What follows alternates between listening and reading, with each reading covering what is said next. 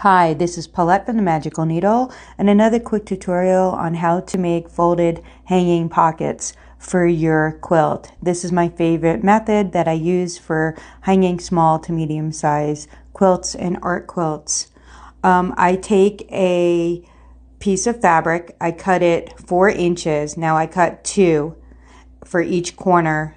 Sometimes I make them larger, sometimes smaller, depending on the size of the quilt. I also like to add a label this way. I got these labels online and I'll put that information in the details.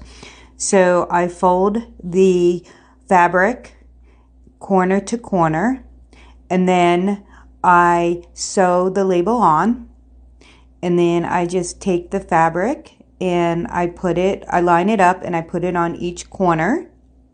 And then I sew around each corner, actually twice, to reinforce it for stability. And I do the same thing on the other side. And then I just add the binding. And there you have it, an easy way to hang your quilts up and also to add a label at the same time.